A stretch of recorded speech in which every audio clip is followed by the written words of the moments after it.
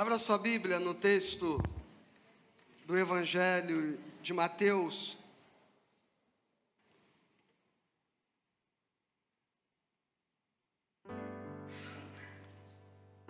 No capítulo 9.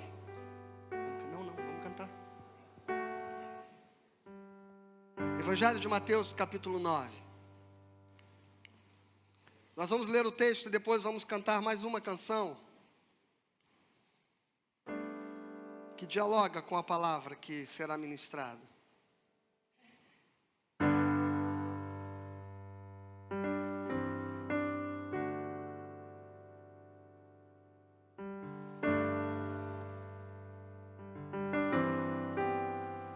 Entrando Jesus num barco, passou para o outro lado e foi para a sua cidade, foi para a sua própria cidade.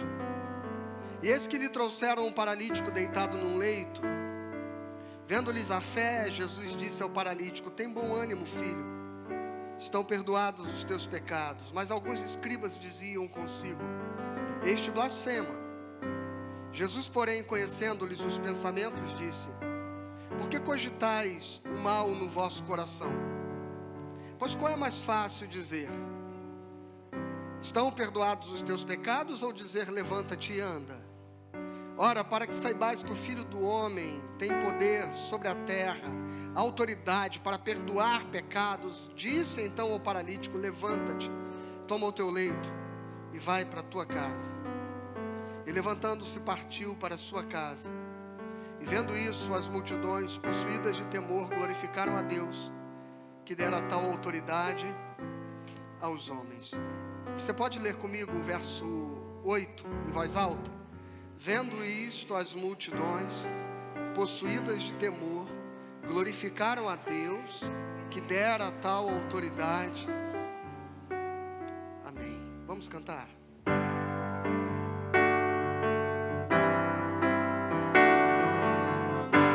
Vamos cantar o perdão.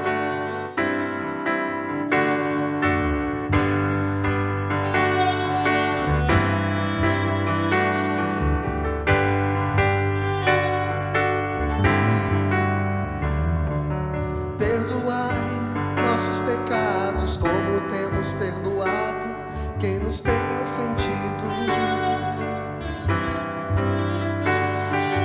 Perdoai nossos pecados, como temos perdoado quem nos tem atingido.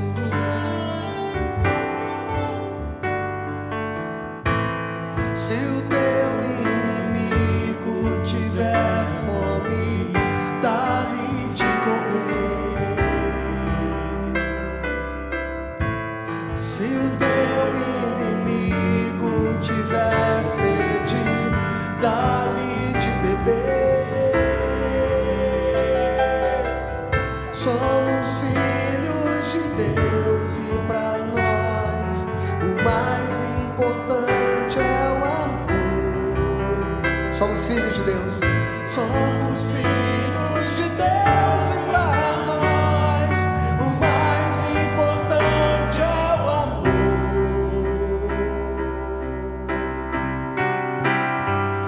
Perdão, perdão, quero te pedir perdão. Perdoar, perdoar, quero aprender a perdoar. Amar, amar, se eu quero te amar. Ser amado, eu preciso ser amado.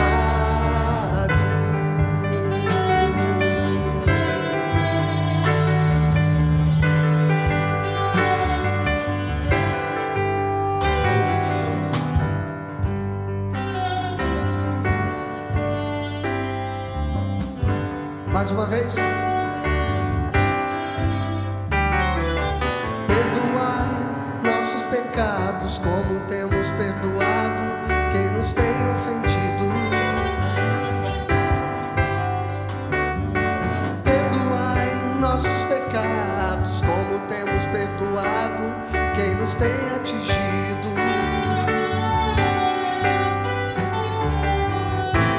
E se o teu inimigo tiver fome, dá-lhe de comer.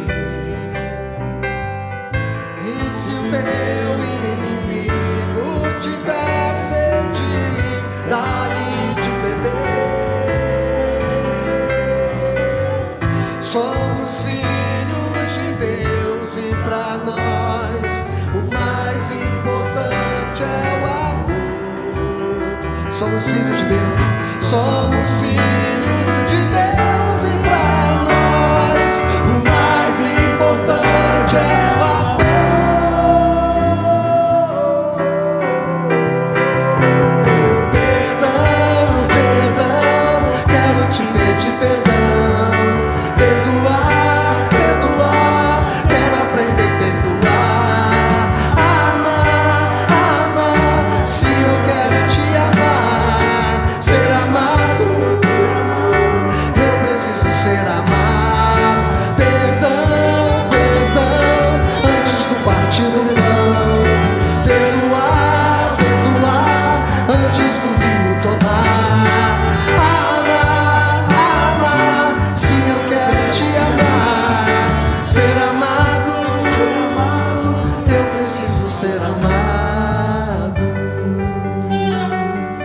Senhor, dá que a Tua palavra traga ao nosso coração a compreensão de como receber e dar perdão.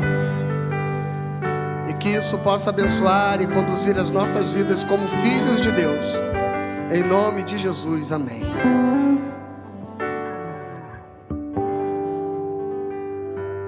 Valeu, obrigado, banda. Evangelho de Mateus, capítulo 9, nós falamos do milagre da cura do paralítico de Cafarnaum. A cidade que o texto diz, Jesus foi para a sua própria cidade. A gente está acostumado a ouvir dizer Jesus de Nazaré, mas isso se refere à sua origem de infância, e não onde ele fincou residência depois que iniciou o seu ministério. E Jesus, ele fincou residência em Cafarnaum, na cidade de Cafarnaum, também uma cidade da Galileia, costeira ao mar da Galileia, tanto quanto a cidade de Nazaré, um pouco mais acima. E ali naquela cidade, um paralítico foi trazido, e Jesus disse-lhe: perdoados estão os teus pecados. É muito significativo, e eu tenho dito isso, e sempre tenho reforçado a compreensão, irmãos, de que o texto bíblico, ele tem 3 vieses pelos quais nós precisamos lê-lo. E você pode até aprender isso para ajudar você a ler a Bíblia. O texto tem o seu sentido histórico e literal, que é a história em si, o que ele fala em si mesmo. E o texto fala de um paralítico sendo curado e sendo perdoado. O texto tem o seu sentido moral, que é qualquer ensinamento prático e objetivo que ele comunica para a vida. Esta é a segunda abordagem do texto. Então não só a história que ele conta, mas as lições que ele carrega. E uma terceira abordagem, um terceiro viés da leitura do texto bíblico é o seu sentido profético. E o que é o seu sentido profético? É naquilo para o que o texto aponta para a história da salvação, para o plano e o projeto eterno de Deus, com significados muitas vezes proféticos, escatológicos, ou mesmo na experiência estritamente da espiritualidade. Esse texto, ele tem no seu significado histórico o relato da cura de um paralítico, mas no seu sentido profético ele é muito maior, porque ele está relacionando a paralisia deste homem espiritualmente à condição dele não experimentar o perdão. E na medida em que o poder do Senhor é capaz de conferir a ele o perdão, também é capaz de fazê-lo andar. Porque quando nós não vivemos a experiência do perdão, o nosso ser, ele fica preso a uma paralisia. É como se a gente vivesse num leito como este homem, sendo conduzido pela vida sem que a gente tome o senhorio da nossa própria existência. Não perdoar-se e não perdoar pode produzir no ser o mesmo efeito. O efeito da estagnação da vida, da paralisia, dos processos que nos fazem existir plenamente. E é muito significativo quando Jesus diz: você está perdoado. E ao estar perdoado, você também está liberto da sua paralisia. Levanta, toma o teu leito. Levanta, toma as rédeas da tua vida. Levanta e deixe de ser alguém aprisionado e paralisado pelos ressentimentos, pelas amarguras e pelas culpas. Levante, toma o teu leito e anda. O poder libertador do perdão é que o perdão cura a alma e restaura o ser por inteiro. A condição que nós precisamos ter de voltar a viver plenamente, voltar a viver em alegria, voltar a sorrir, voltar a celebrar a vida. E eu quero caminhar com 3 abordagens sobre o perdão. Primeiro, a gente compreender o modo como nós somos perdoados por Deus. Depois, em segundo lugar, para nós entendermos como, ao termos consciência do perdão que recebemos, podermos entender o compromisso que temos de perdoar. E numa terceira e última abordagem, nós entendermos quais são os efeitos de não perdoar e as consequências do perdoar. E claro, talvez tentando responder, pelo menos de um modo mais simples que nós pudermos, uma pergunta: como perdoar? Como perdoar? Então a primeira coisa é entender que o perdão nos liberta de um tirano que nos domina. O ser humano, sem conhecer a graça e o perdão de Deus, ele é escravo do pecado.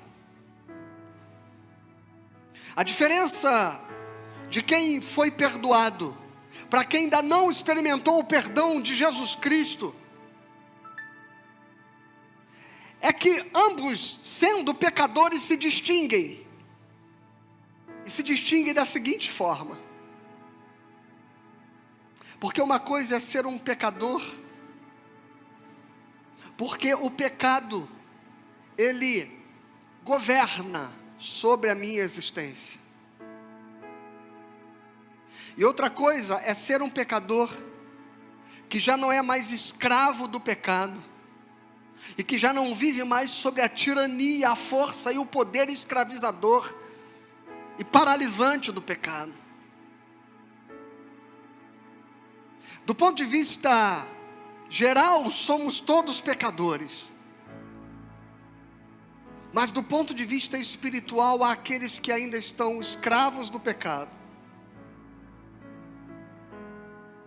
e que pecam porque são pecadores, porque a sua natureza está morta, como diz Efésios capítulo 2, em pecados e delitos. E o texto de Efésios 2 diz: como nós antes, outrora, também andávamos, conforme os filhos da desobediência, segundo o curso deste mundo, segundo o príncipe das potestades do ar, segundo o espírito que opera nos filhos da desobediência. E igualmente como eles, éramos filhos da ira, é o que diz o apóstolo Paulo em Efésios 2. Mas a Bíblia diz que Ele nos libertou do império das trevas e nos transportou para o reino do Filho do seu amor. Significa que ao estarmos debaixo do império das trevas, nós tínhamos alguém que imperava, que governava, que dominava sobre nós, e era o pecado. Mas agora, tendo sido salvos em Jesus, o pecado não tem mais poder sobre nós. E é claro que nós continuamos sendo pecadores, porque falhamos, porque tropeçamos e caímos, mas agora habita em nós a capacidade de vencer as limitações do pecado, e de não vivermos mais como quem eternamente está subjugado à sua força, à sua escravidão, ao império das trevas, porque Ele nos libertou pelo perdão do império das trevas e nos transportou para o reino do Filho do seu amor. Agora existe uma coisa que é através disso que o pecado tenta continuar exercendo domínio sobre nós, mesmo que já tenhamos sido perdoados por Jesus na cruz. E quantas pessoas que um dia já se converteram e tendo já recebido Jesus como seu Salvador, continuam remoendo culpas nos seus corações e nas suas consciências, porque a culpa é um subterfúgio através do que Satanás continua tentando fazer e levar você a acreditar que você permanece escravo dos erros que você cometeu e dos pecados que te dominavam. As acusações, que seja pela sua própria consciência, ou seja pela boca de alguém, vem todos os dias lembrar você do que você fez, de quem você era, dos teus erros e dos teus tropeços. A culpa é a força com que o pecado tenta te dominar. Paulo, ao falar sobre a expectativa da ressurreição e sobre a nossa vitória sobre o pecado, ele diz assim: quando isto que é corruptível se revestir de incorruptibilidade, e quando isso que é mortal se revestir de imortalidade, então se dirá: tragada foi a morte na vitória. Onde está a morte, a tua vitória? E o apóstolo diz assim: o aguilhão da morte é o pecado. Sabe o que é aguilhão? É aquela ferramenta que o boiadeiro usa, que a gente conhece como espora. É aquela peça metálica que é usada para fustigar o animal, para espetá-lo. E Paulo diz que o aguilhão da morte é o pecado. O pecado é alguma coisa que fica tentando espetar a nossa vida, com a culpa, com a acusação. E nós vamos nos sentindo aprisionados a este sentimento de culpa e de acusação. Então deixa eu dizer uma coisa para você: Jesus morreu pelas nossas consciências. Jesus morreu não para atender a um desejo de um Deus sanguinário, que só seria capaz de perdoar através de um sacrifício, ou que exige retribuição.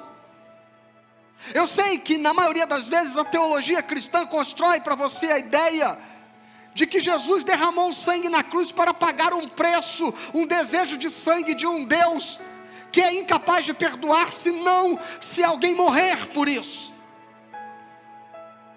Mas não é Deus que faz esta exigência, são as nossas consciências que fazem esta exigência.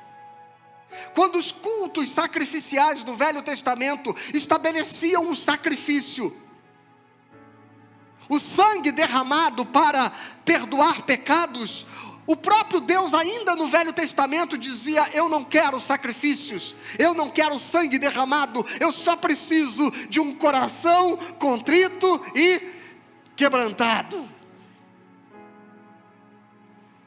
Então por que Jesus precisaria morrer? Por que Jesus precisaria derramar o seu sangue? Hebreus capítulo 9, versículo 22 diz assim: com efeito, quase todas as coisas segundo a lei se purificam com sangue, e sem derramamento de sangue não há. Se você ler só esta segunda parte, você vai dizer assim: então se não tiver sangue derramado não pode haver perdão. Mas não é verdade. O texto está dizendo que segundo a lei, E a lei, ela é um critério provisório, porque ela vai dar ao homem os mecanismos psicológicos que ele precisa para caminhar, sem que ele tivesse a compreensão da salvação plena que Deus podia oferecer a ele. E enquanto o homem não tinha compreensão da graça de Deus, ele construiu na sua mente leis e relacionamentos com Deus. A sua antropologia construiu no sacrifício os mecanismos de mediação. Para poder libertar-se da culpa do pecado, era preciso transferi-la para um bode que teria o seu sangue derramado, para um cordeiro, para uma ovelha, para um boi sacrificado. E outras culturas sacrificavam pessoas, tiravam vidas, porque a consciência humana foi construída antropologicamente a partir da necessidade do sacrifício para que houvesse remissão. E Deus desejando te amar, e Deus desejando te perdoar, e Deus desejando fazer com que você fosse livre, encontrou uma barreira para que o seu amor fosse compreendido. Revelou Jesus para falar: olha, vinde a mim os cansados e sobrecarregados, e eu vos aliviarei. Mas os homens incapazes de simplesmente se permitirem amar, incapazes de simplesmente acreditar que Deus os estava oferecendo perdão, eles continuavam acreditando que eram culpados e pecadores. E então Romanos 5, versículo 8 diz: então Deus prova o seu amor. Então Deus tem que dar provas de que Ele ama e que Ele é capaz de te perdoar. Deus prova o seu amor para conosco, havendo Cristo morrido por nós quando nós ainda éramos pecadores. O preço que Jesus pagou com o seu sangue não foi para Deus, para o inferno, para o diabo, para quem quer que seja. O preço derramado na cruz foi o preço das nossas próprias consciências, que em não sabendo viver debaixo do perdão, exigimos um sacrifício, e vivíamos derramando sangue e sacrificando, fazendo barganhas com Deus, para tentar aliviar o peso da culpa. E então o que Deus faz? Deus pagou o preço. Ele diz: de uma vez por todas, eu morro por você, para que você, de uma vez por todas, compreenda que você não deve mais nada. Que perdão é esse, irmãos, que é tão difícil de receber? E é por isso que Jesus pergunta aos fariseus, que quando ele diz ao paralítico: perdoados estão os teus pecados, e eles dizem assim: esse homem blasfema. E a pergunta que tem lá no texto qual é? O que é mais fácil dizer? Perdoados estão os teus pecados, ou levanta, toma o teu leito, ama. O que é mais fácil, perdoar ou curar? O que é mais fácil, o perdão ou o milagre? O que é mais fácil, receber o perdão ou a bênção? Sabe o que o texto está dizendo? Que quando Jesus diz: você está perdoado, as pessoas não creem.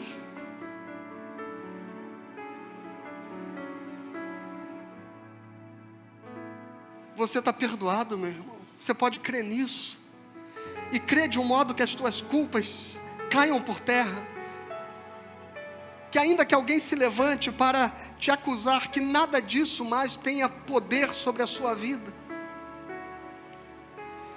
A sua consciência precisa estar limpa diante de Deus, e o sangue de Jesus foi derramado para lavar a sua consciência culpada. Olha o que diz o texto de Hebreus capítulo 10, versículo 19. Hebreus 10, 19. Tendo, pois, irmãos, ousadia, intrepidez, para entrar no santo dos santos, pelo sangue de Jesus. Nós entramos no santo dos santos, no lugar mais sagrado, onde Deus habita, através do sangue, através do Sangue de Jesus. Aproximemo-nos com sincero coração, em plena certeza de fé.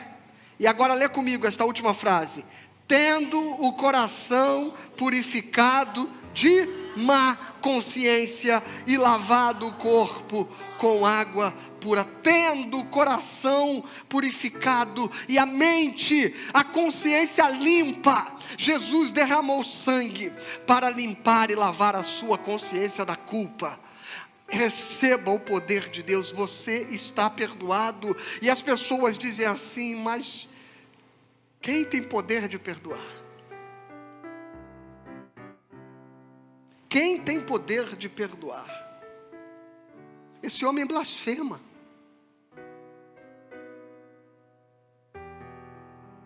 Porque mais difícil do que Deus nos perdoar é a gente se saber perdoado. Quando a gente precisa orar e confessar os nossos pecados, e nos arrepender diante de Deus, quando você se dobra para orar, você já está perdoado. Mas este é um processo necessário para que você ouça o Espírito Santo, lembrando você do quanto Jesus ama você.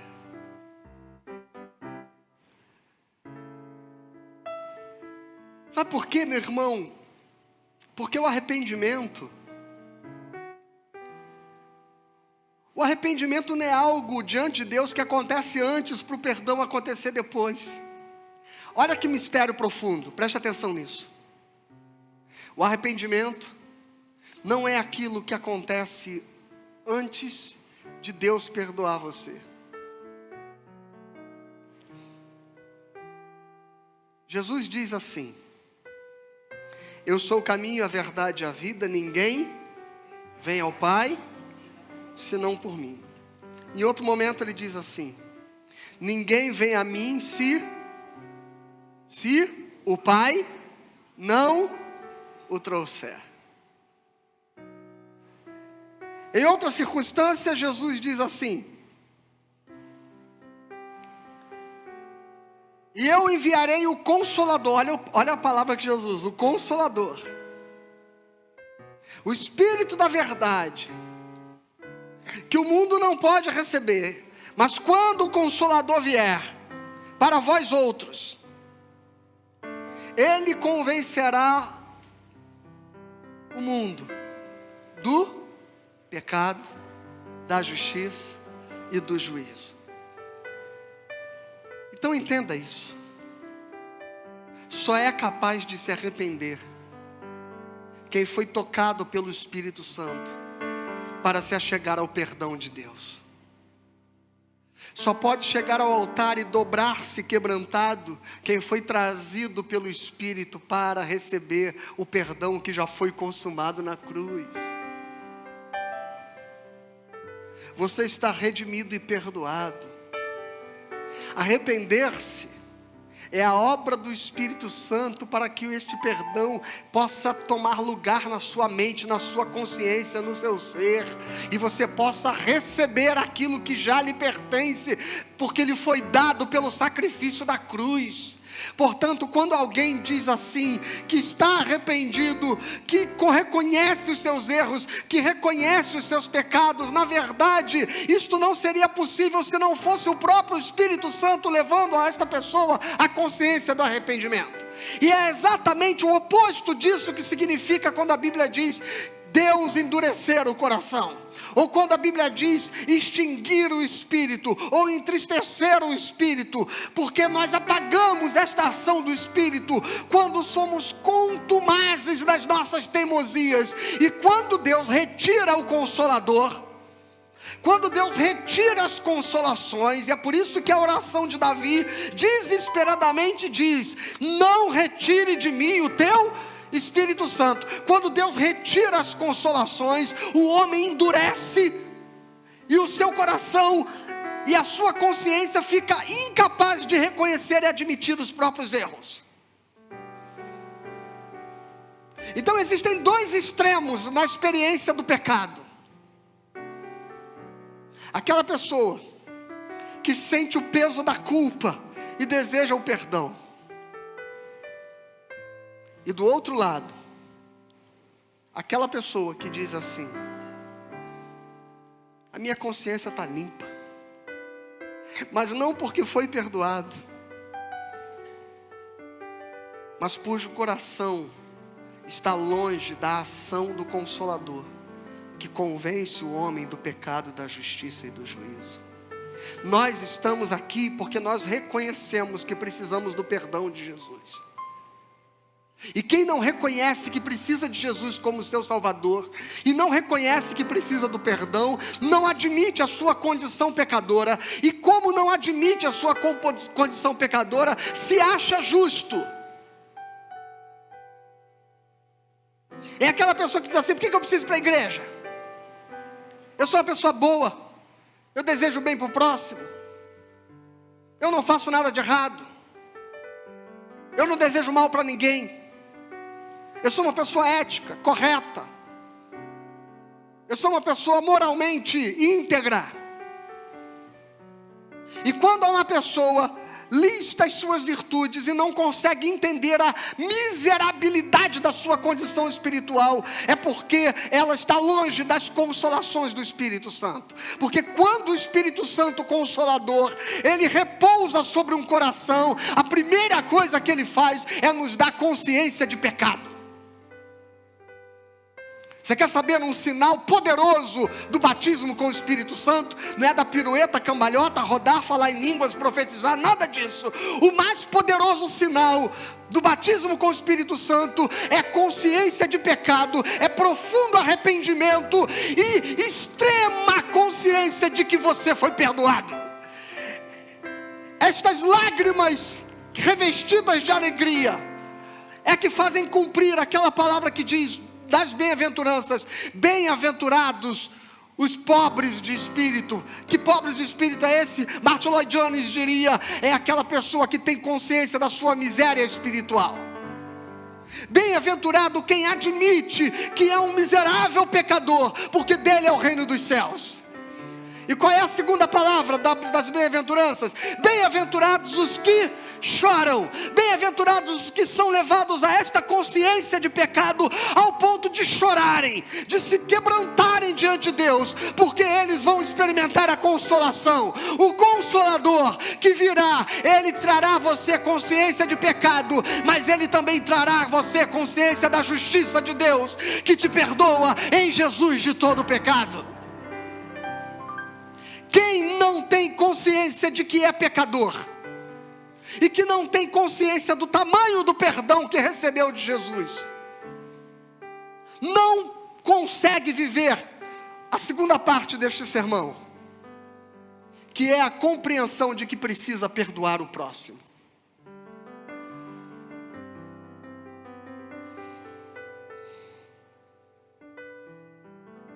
Porque e a segunda coisa é essa: quem tem consciência de que foi perdoado, tem o perdoar como princípio da sua vida.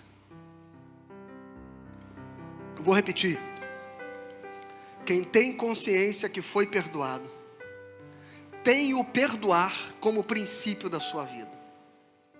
Existe para isso.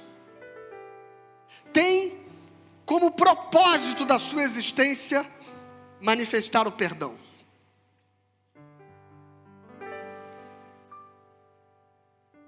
Evangelho de Mateus capítulo 18, esse texto eu quero ler ele todo, do verso 23 ao verso 35.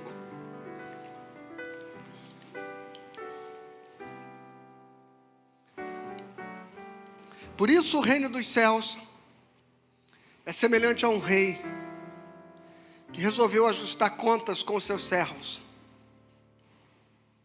E passando a fazê-lo, trouxeram-lhe um que lhe devia 10.000 talentos. Só para você entender, 10.000 talentos. Talento, se nós fizéssemos hoje uma comparação, é claro que ela não é exata, mas é a compreensão geral da maioria dos arqueólogos, estudadores. nós estaremos falando hoje de uma quantia em torno de 600 mil reais. 600 mil reais. Pastor, 600 mil reais não é tanto dinheiro assim. Não, era muito dinheiro. Você vai entender já quando eu falar dos denários. Você quer ver? O homem lhe devia 10 mil talentos, 25. Não tendo ele, porém, com que pagar, fixa isso aí. Ele não tem como pagar a dívida. Fixa essa informação. Ordenou o Senhor que fosse vendido ele, a mulher, os filhos e tudo quanto ele possuía, e que a dívida fosse paga. Ah, pastor, 600 mil reais é muito dinheiro? Vende ele, a mulher, os filhos e todos os bens dele, para dar a dívida dele como quitado. Você acha que é muito dinheiro ou não?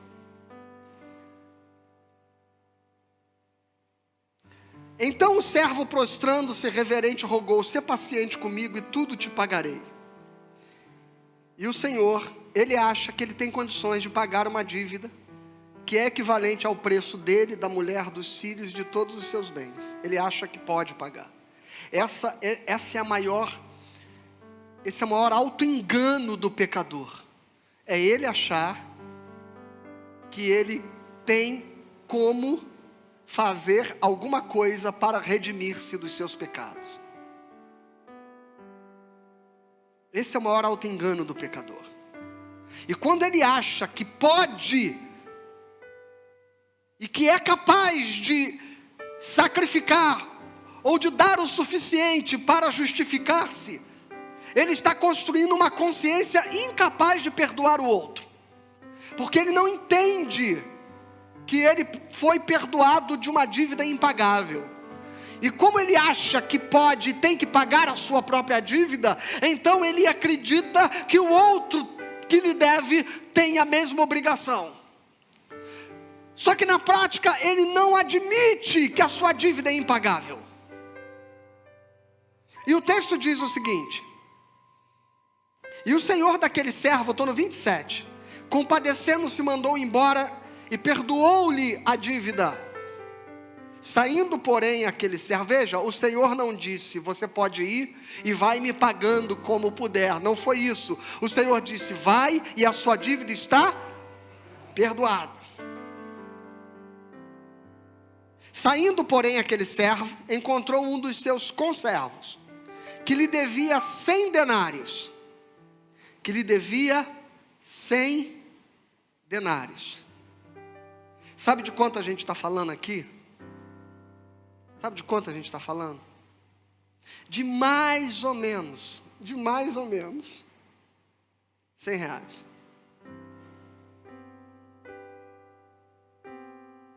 De mais ou menos 100 reais. Só que um denário, não compare com 100 reais de hoje, R$1 seria o equivalente a um denário, mais ou menos, é cerca de 89 centavos, eu estou arredondando. Seria o equivalente, mais ou menos, era o salário de um dia de trabalho. Se uma pessoa trabalhasse todos os dias do ano, no final do ano ela teria ganho 365 denários. Este homem deve 100 dias de trabalho. Significa a gente entender que um denário ou R$1 naquele tempo era muito dinheiro. Porque uma pessoa com 30 denários, ela sustentava a sua casa e a sua família, que era o salário de um mês. Então, este homem devia 100 reais, comparado à dívida do outro que devia 600 mil reais. Se um denário, irmãos, é o salário de um dia, e que este salário sustentava uma família, quanto não vale em equivalência 600 mil reais? É muito dinheiro. É muito dinheiro. E ele, entretanto, e aí, veja bem, verso 30. Então o seu conservo, caindo-lhe aos pés, lhe implorava: sê paciente comigo e te pagarei. Ele, entretanto, não quis, antes indo se lançou na prisão, até que saudasse a dívida. Vendo os seus companheiros, o que se havia passado, entristeceram-se muito e foram relatar ao seu senhor tudo o que acontecera. Então o seu senhor, chamando-lhe, disse: servo malvado, perdoei-te aquela dívida toda, porque me suplicaste. Não deverias tu igualmente comparecer-te diante do teu senhor, que o entregou, não deveria compadecer-te do teu servo, do teu conservo, como também eu me compadeci de ti? E indignando-se o seu senhor, o entregou aos verdugos, até que lhe pagasse toda a dívida. Assim também o meu Pai Celeste vos fará, se do íntimo não perdoardes cada um ao seu irmão. Meu irmão, presta atenção. Quando a Bíblia diz para você perdoar o seu irmão, por mais que você diga, mas o que ele fez é imperdoável. Quando a Bíblia diz para você perdoar o seu próximo, o seu inimigo, por mais que você diga, mas o que ele fez, pastor, não tem perdão. Eu quero que você lembre que você também foi perdoado de uma dívida impagável.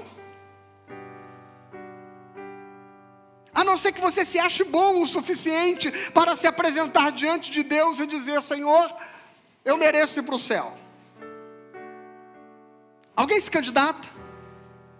Alguém se candidata? Se Deus se manifestar agora para o juízo final e perguntar a você o que você tem a apresentar para que você diga merecer entrar nos céus, você tem as obras necessárias, você tem a pureza necessária, você tem a bondade necessária, você tem a lisura necessária, você tem a integridade necessária para isso.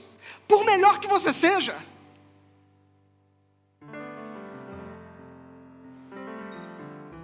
eu julgo ser um homem bom, me esforço por sê-lo,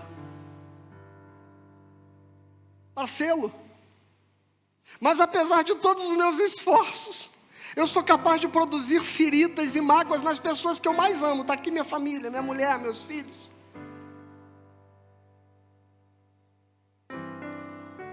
Que bondade é esta? Que eu digo coisas que magoam pessoas que eu amo e que me amam. Que bondade é essa? Que eu sou capaz de feri-los. Que bondade é essa? Que eu sou capaz de levá-los a chorar muitas vezes. Que bondade é essa? Que por melhor que eu seja, eu sou capaz de causar dores no outro e no próximo. Eu não tenho como me apresentar diante de Deus e dizer: Senhor, eu sou bom o suficiente para ser salvo. Eu sou um miserável pecador e só poderei entrar na glória de Deus se Ele, com o sangue de Jesus, me purificar dos meus pecados. E se eu tenho consciência disso, eu tenho consciência de que devo perdoar. Se eu tenho consciência de que me foi perdoada uma dívida de 600 mil reais, ou de 10 mil talentos, eu terei consciência de que perdoar o meu irmão é uma obrigação minha, é um dever como servo de Deus e filho de Deus. Ah, mas o que ele me causou, o que ele feriu, o que ele machucou em mim, pastor, foi algo muito forte. Isso não dá para esquecer. Eu e você matamos o Filho de Deus na cruz do Calvário. E enquanto estava sendo crucificado, ele dizia: Pai, perdoa-lhes, eles não sabem o que fazem.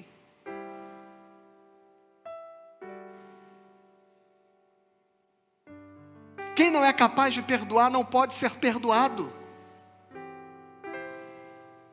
E essa é uma lógica espiritual.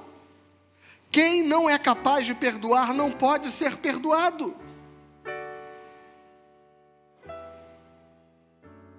Jesus disse isso no Sermão da Montanha. Não é isso que Jesus diz no Evangelho de Mateus, no capítulo 6? Quando Ele nos ensina a orar o Pai Nosso, o que Jesus nos diz? Perdoa as nossas dívidas, assim como nós perdoamos aos nossos devedores. E logo que termina a oração do Pai Nosso, Jesus ainda replica esta palavra. Ele diz assim: porque se você não perdoar o seu irmão, Deus não perdoará os seus pecados. E que lógica é essa? Por que essa lógica se estabelece? Porque o perdão de Deus é condicional? Não. Deus não está dizendo que há uma condição para Ele perdoar. Deus está dizendo que há uma condição para que você possa estar debaixo do perdão.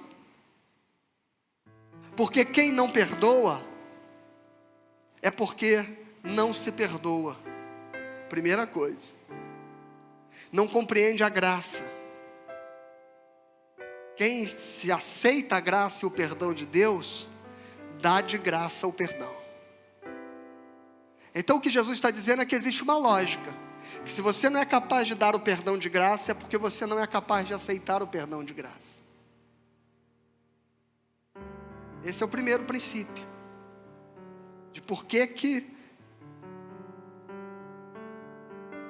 nós não podemos ser perdoados se não perdoarmos.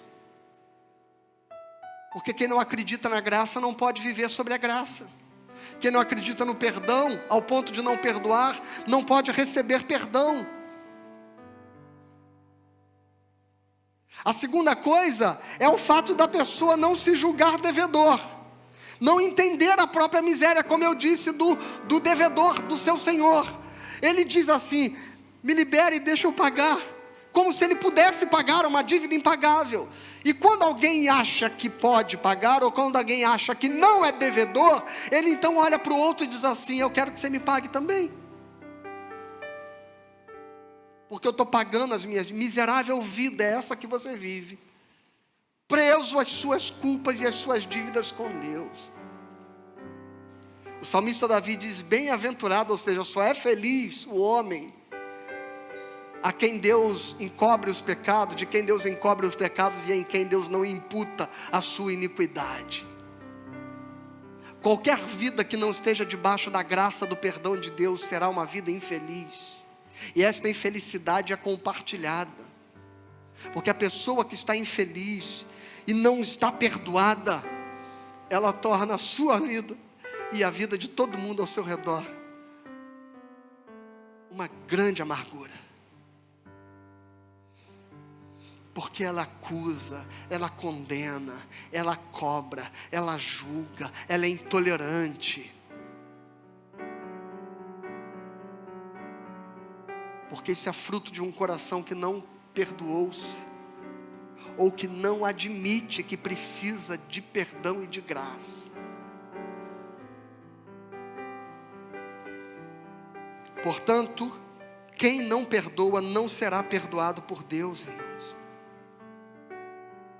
Ah, pastor, você está dizendo isso? O senhor está dizendo isso porque nunca ninguém lhe fez algo muito sério, muito grave. Se um dia alguém matar o seu filho, eu quero ver o senhor perdoar. Nós somos seres humanos mesquinhos demais, irmãos.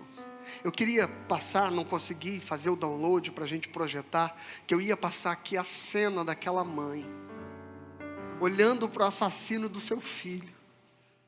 Foi filmado pelas câmeras de TV há um tempos atrás. E ela dizendo assim: olha para mim, eu estou perdoando você. E eu estou orando todos os dias para que onde você estiver, o Senhor esteja contigo. Para que Ele se revele a você como Ele se revelou a mim. Para que você seja para a glória dEle. Para que você seja salvo e alcançado pela sua salvação e pelo seu amor. E aí o menino desviava o olhar e ela dizia: olha para mim. Você matou meu filho e não me deu chance de olhar a última vez nos olhos dele, mas eu estou olhando nos seus olhos para dizer que você está livre, você está perdoado, você não me deve nada, e eu vou orar todos os dias para que Deus cuide de você, para que Deus guarde você, e para que Deus abençoe a sua vida. Esta cena me comoveu de forma profunda. Porque a gente acha que um perdão como esse é algo desumano. Não é. E é muito interessante que o texto que nós lemos do paralítico de Cafarnaum, como é que foi a frase que a gente leu em voz alta no final? Como Como é que foi a frase que a gente leu em voz alta no final? As pessoas estavam admiradas e louvando a Deus por Ele ter dado o poder de perdoar aos homens. E é por isso que Jesus, ao dizer, eu tenho poder para perdoar, Ele não diz, eu sou o Filho de Deus, por isso eu perdoo. Não, como é que Ele se apresentou no texto? O Filho do Homem tem poder de perdoar pecados. Sabe o que Jesus está dizendo? Que o perdão é um atributo que Deus soprou sobre você, quando fez você imagem e semelhança dEle. Perdoar faz parte da natureza do nosso ser, perdoar faz parte da identidade de ser filho de Deus, e é por isso que Jesus, no Sermão da Montanha, disse, porque se você quer ser filho do vosso Pai Celeste, você vai ter que aprender a perdoar.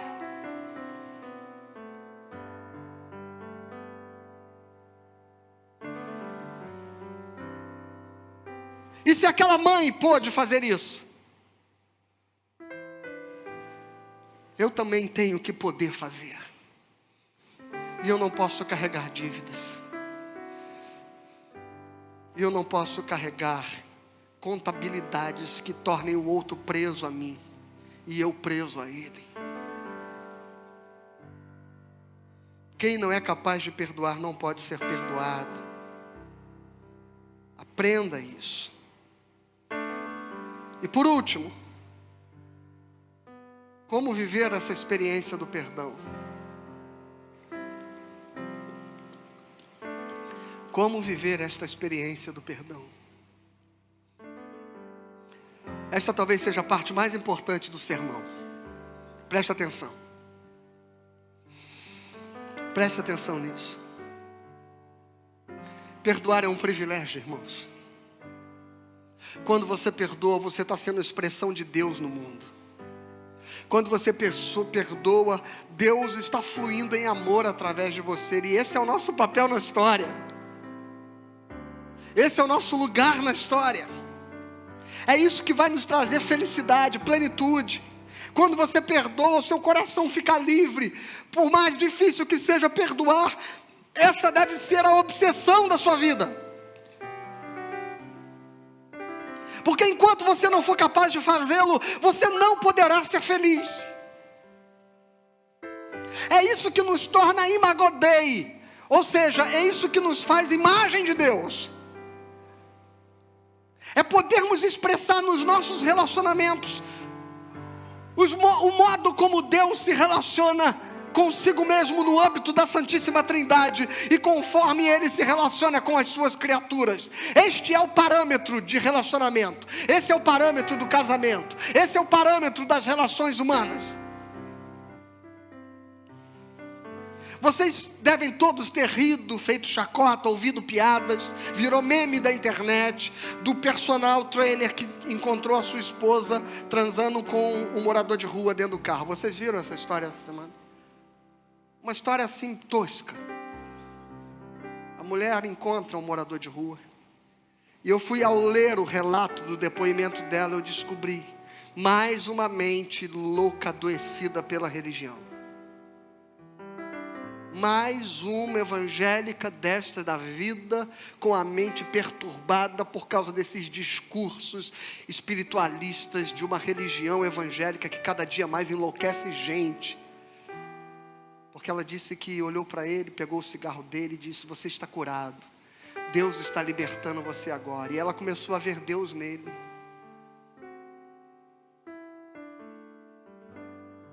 E o marido que chegou lá e achou que ela estava sendo estuprada e bateu no mendigo.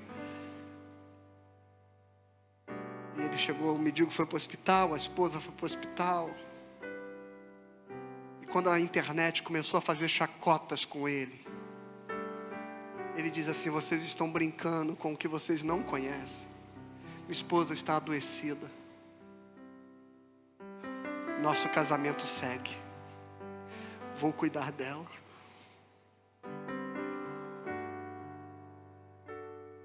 Difícil isso, né? Difícil isso.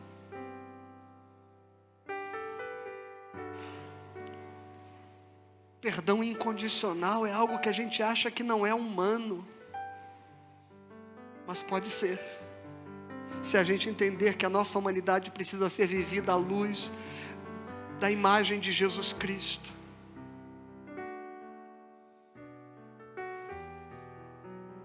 À luz do Evangelho. Ser cristão não é vir para a igreja, ser cristão não é ser membro de uma denominação evangélica, ser cristão é a gente viver de modo que as pessoas enxerguem em nós os atributos de Cristo, a graça dele, o amor dele, o perdão dele. Isso é ser cristão. E perdoar, irmãos, é a nossa identidade. Marcos 11:25 diz: quando você estiver orando, e se tiver alguma coisa contra alguém, perdoai, para que o vosso Pai Celestial vos perdoe as vossas ofensas. Se você tem algo contra alguém, perdoai quando você estiver orando.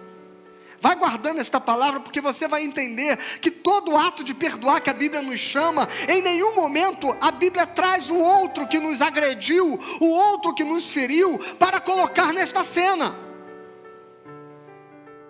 Em nenhum momento Jesus está dizendo: se o outro te pedir perdão, se o outro se arrepender, se o outro confessar, você perdoe, e você tem que perdoar. Não, você vai perceber que em todos os textos, em nenhum texto o outro está na cena, porque o ato de perdoar não tem a ver com quem o outro é, tem a ver com quem você é.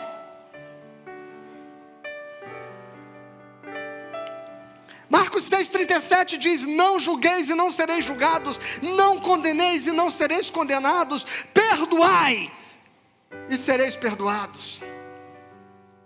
Colossenses 3,13 fala sobre, aqui sim, preste atenção, o que a falta de perdão produz na mente. Suportai-vos uns aos outros, perdoai-vos mutuamente. Caso alguém tenha motivo de queixa contra outro, assim como o Senhor vos perdoou, assim também perdoai. Perdão, está faltando um texto aqui. Assim, já vou ler um pouco mais abaixo. Hebreus 12, é o texto que eu queria ler, não era o Colossenses não. Hebreus 12, Lu, versículo 14, diz assim, presta atenção: segui a paz com todos e a santificação, sem a qual ninguém verá o Senhor, atentando diligentemente, porque ninguém seja faltoso, separando-se da graça de Deus, nem haja alguma raiz de amargura que brotando vos perturbe, e por meio dela muitos sejam contaminados. Irmãos, não pode haver na nossa vivência cristã raiz de amargura. A amargura que nasce de um coração que não perdoou. Se houver amargura no coração, se houver mágoa no coração, se houver ressentimento no coração, isso contamina todos os nossos relacionamentos. Você está aborrecido com o fulano de tal, mas quem sofre é o teu marido, é a tua esposa, são os teus filhos, é o irmão, é o vizinho, porque vocês estão vivendo como uma pessoa amargurada. E o outro que é o algoz da tua amargura, que é o algoz do teu sofrimento, ele nem está ali para usufruir de todo o ódio que você destila, mas esta amargura está destruindo você, está destruindo todas as pessoas ao seu redor. E sabe qual é a consequência de não perdoar? É exatamente ter uma vida amargurada, sem força para viver. Você dá ao outro, quando você não perdoa, você dá ao outro que um dia te agrediu, o poder de continuar te agredindo. É como se todos os dias ele tivesse o poder de te ferir de novo, de te magoar de novo. Quando você não perdoa, você se torna escravo de um looping de sofrimento, de sofrer todos os dias a mesma dor. Você continua sendo vítima e não senhor da sua história. Você continua sendo um paralítico levado e não alguém que pode tomar o seu leito, tomar a rédea da sua vida e viver. Você continua vivendo como alguém que precisa da pena dos outros. Você fica vitimizando-se ao ponto de que todos ao redor de você tenham que perceber que você está sofrendo, e tenham que te dar atenção, e tenham que aturar as suas crises. Você vai vivendo de tal modo que você fica escravo de amargura.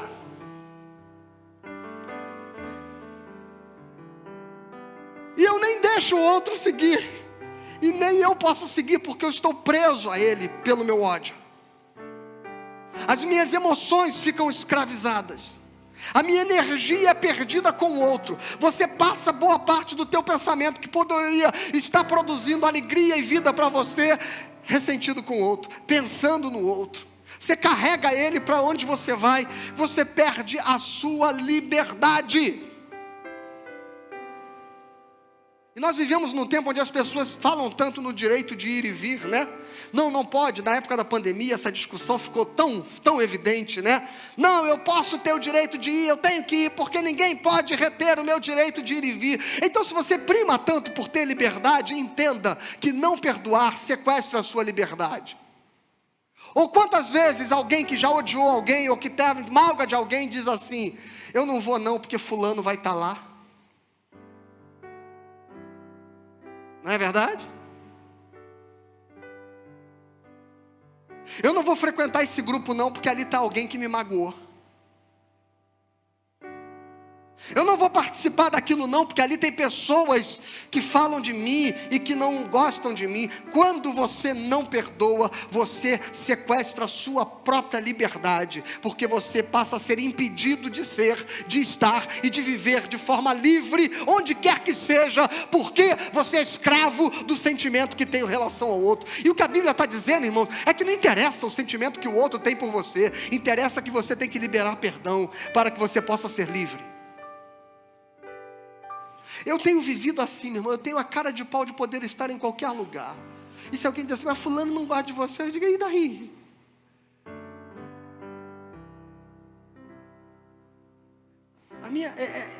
Eu sou igual o Zagalo, vai ter que me engolir. Vai ter que me engolir. Porque eu não vou deixar de ser, de viver, de ir ou de vir por algum sentimento que eu tenha por você, meu irmão. Eu quero que o meu coração seja livre para acolher você e abrigar a nós dois em qualquer lugar onde nós estivermos.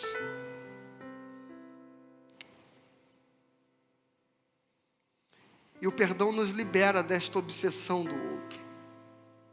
E qual é o efeito do perdão sobre mim? Eu termino aqui. O efeito do perdão é que ele me deixa livre para seguir a vida. E o efeito do perdão dá ao outro a oportunidade. Olha, lembra que eu disse que quando nós nos arrependemos é porque Deus nos perdoou antes? E que o perdão não é consequência do arrependimento, mas é o arrependimento que é a consequência do perdão. Lembram disso? Isso vale para os nossos relacionamentos. Quando eu perdoo, eu estou abrindo uma porta para que o outro possa viver a experiência do arrependimento. O seu perdão deve ser antes do outro, porque é o seu perdão que vai dar ao outro a possibilidade, muitas vezes, de se arrepender. Você quer entender isso? Romanos capítulo 12, versículo 17 a 22. Eu estou terminando, prometo. Romanos 12, 17 a 22.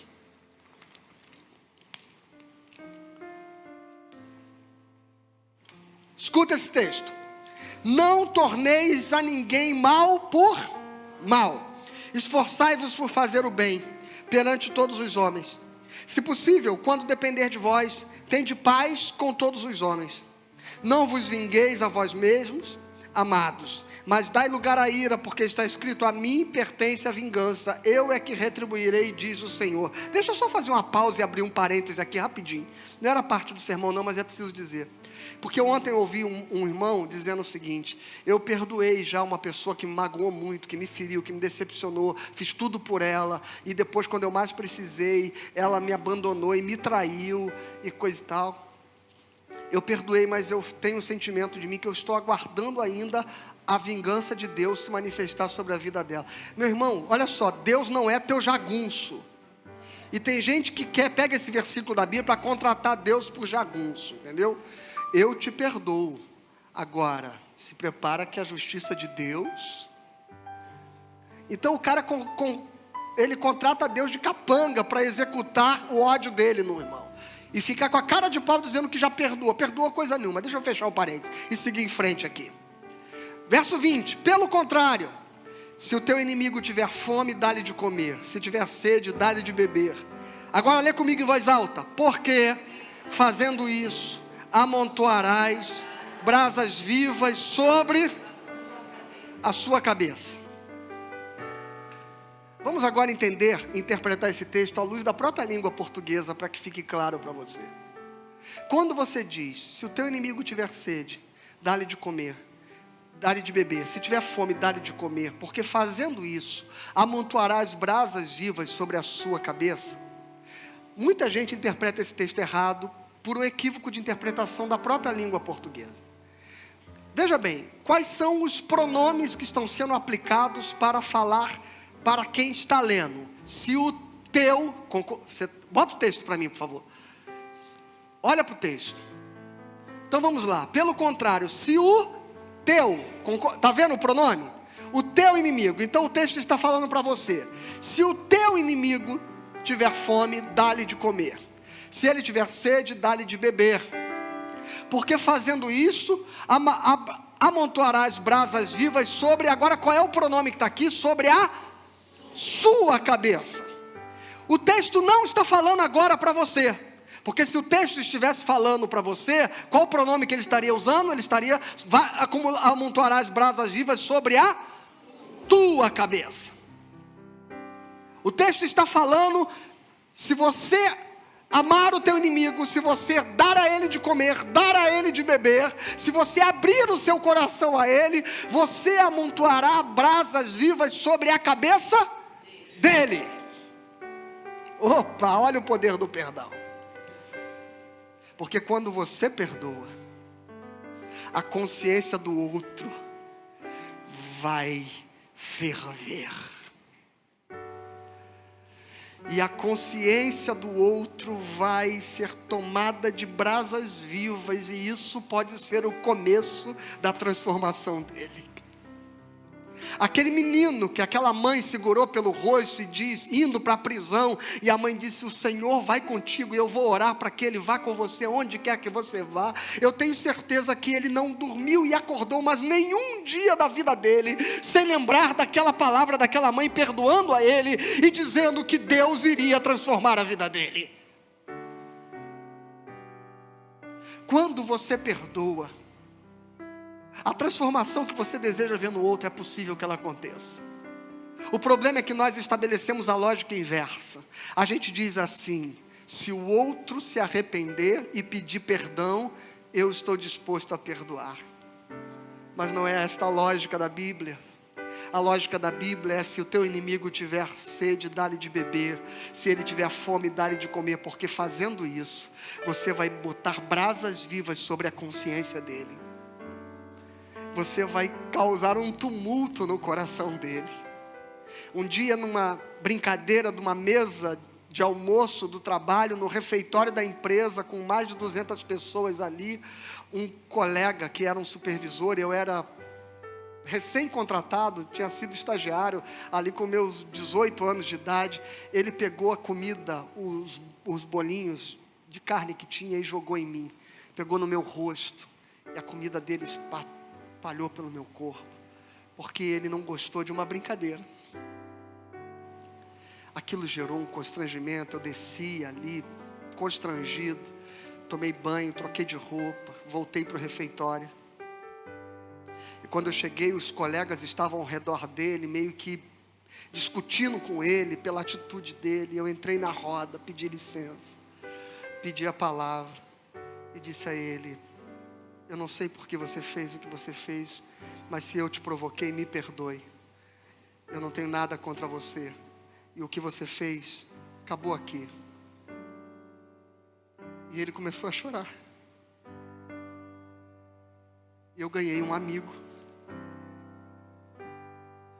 Porque perdoar não tem a ver com o outro me pedir perdão. Perdoar tem a ver com quem eu sou e nem com quem ele, não com quem ele é.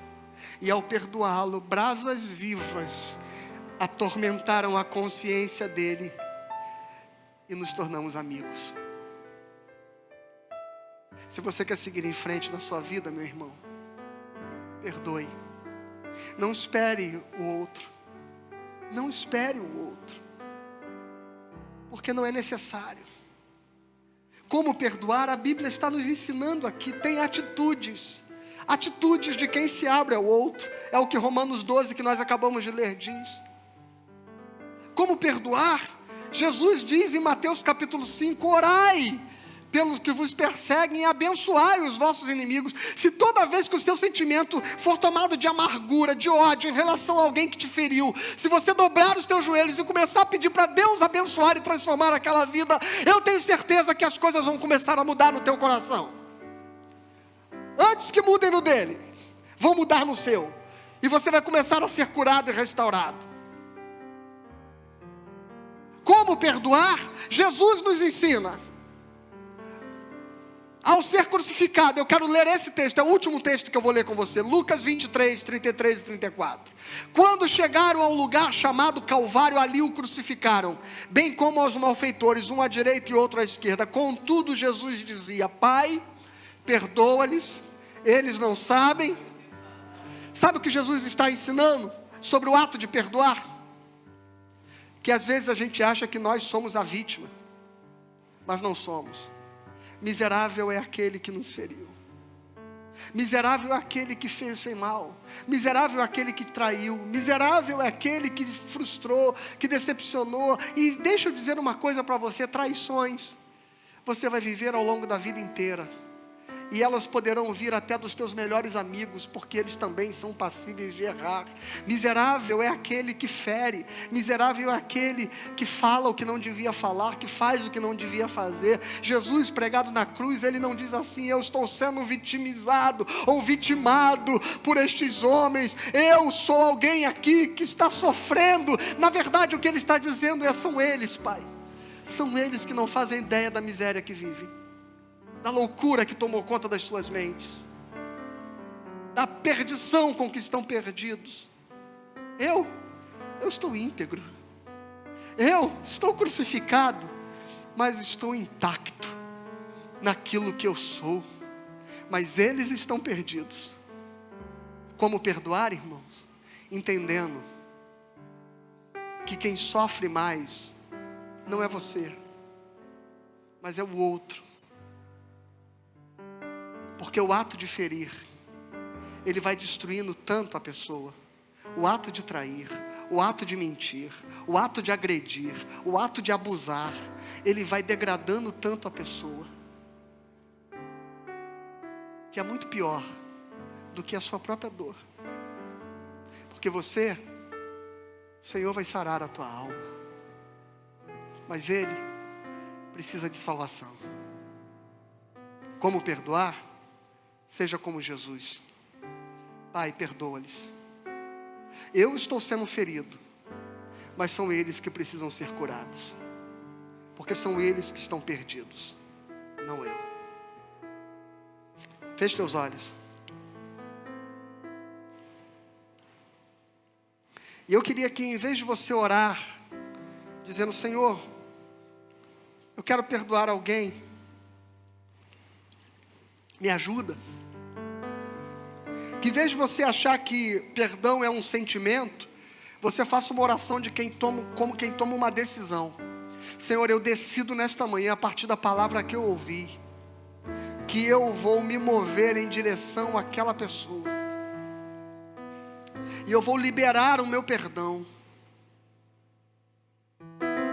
e eu vou liberar tudo aquilo que me prende a ela e aprende a mim. Eu vou deixar ela livre para partir.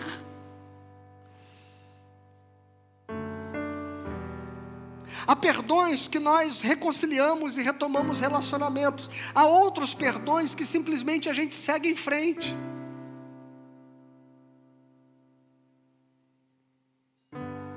Perdoar não significa voltar a ser como antes, mas perdoar significa poder seguir em frente, sem amarras, sem dores, sem prisões. Há perdões onde nós tentamos reconstruir as relações, e há outros perdões onde a gente entende que é preciso deixar partir. Eu não sei o que você precisa fazer hoje.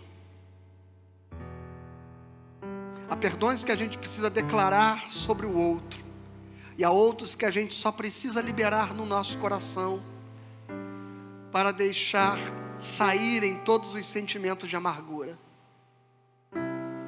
Eu só peço que você nesta manhã entenda que qualquer que seja o perdão que você precisa viver, ele não é sentimento, ele é decisão.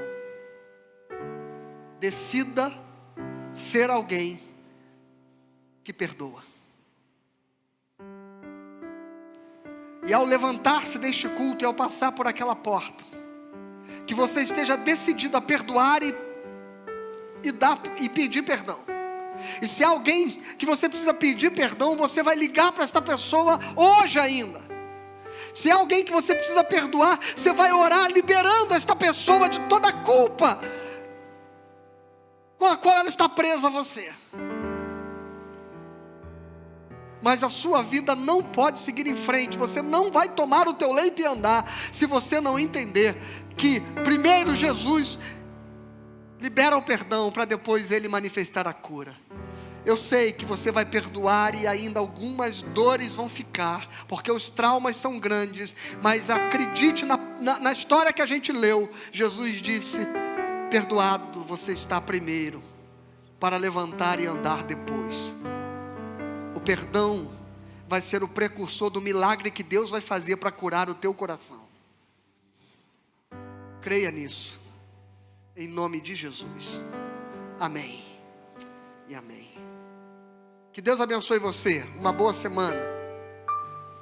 Que Deus abençoe sua casa e a sua família. Obrigado, Senhor, por esta manhã, muito obrigado. Que a graça do Senhor Jesus, o amor de Deus o Pai, a comunhão e as consolações do Espírito sejam com você, a sua casa e a sua família, hoje e sempre. Amém.